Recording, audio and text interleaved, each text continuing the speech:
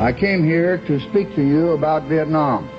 There are passionate convictions about the wisest course for our nation to follow. The Gulf of Tonkin resolution was not a declaration of war.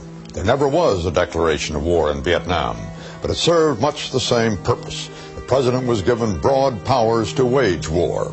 But what the Congress did not know, what the country did not know, is that the second attack in the Gulf of Tonkin may never have happened. This is a day when all Americans from every walk of life unite in our resolve for justice and peace. Possesses and produces chemical and biological weapons. It is seeking nuclear weapons. America has stood down enemies before, and we will do so this time. If you have ever said this administration lied to us 1,000 times about Iraq, the war, and Al-Qaeda, and a new study confirming the administration only lied about those vital matters 935 times. Part of the reason we went into Iraq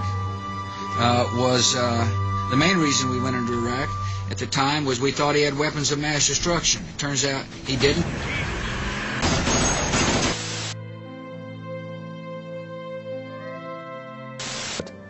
If the Assad regime used chemical weapons on his own people, that would change some of our calculations.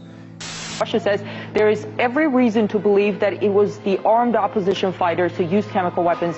Nobody disputes, or hardly anybody disputes, that chemical weapons were used on a large scale in Syria against civilian populations.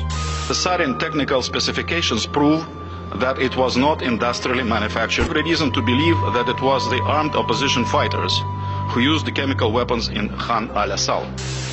During our investigation for crimes against humanity and war crimes, we collect some witness testimony.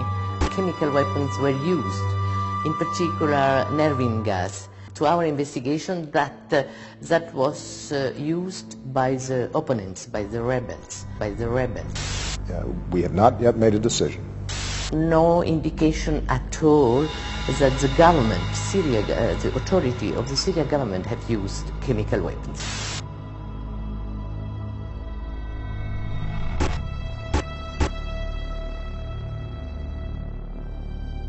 One of the hardest parts of my job is to connect Iraq to the war on terror.